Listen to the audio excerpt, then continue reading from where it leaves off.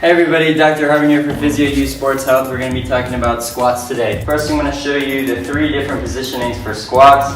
One is going to be the front squat, the high bar back squat, and the low bar back squat. We're going to show you the front squat first. And the important things from the side are, when you're looking at your patient, can they get their arms into this position first of all? They're going to need flexion combined with flexion at the elbows combined with extension at the wrists. So you're going to be wanting to look at nerve tension as well as soft tissue and joint restrictions for that motion. So once they can get in this position, just like Jess is right here, that's going to be pretty perfect. The only thing I would say is you're going to want her to lift her elbows up a bit. So this would be the correct positioning for a front squat. Now, when she goes in the front squat, the first thing you're going to want to see is her hips to hinge backward. And we're going to do a partial squat right now. Good. And then she's going to come right back up.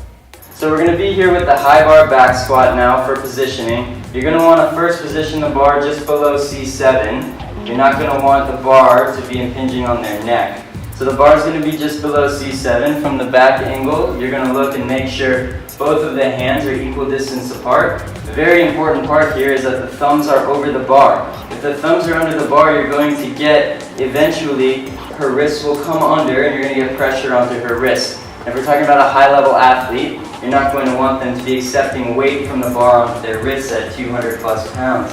So bring your thumbs over the bar for me, and then we're going to have her bring her elbows up and then pull the bar across her back and down to turn on her lats. And that is going to be the positioning of the high bar back squat. Make sure that her neck is not extended and not flexed. You're just tucking your chin. And then we're going to have a partial squat right now. And then come back up. Good. So we're here to talk about the low bar back squat. And basically the positioning of the bar that you are going to want is right above the spine of the scapula, which means that you're going to need full external rotation with slight abduction at the same time of the shoulder, which is going to be very pivotal and important.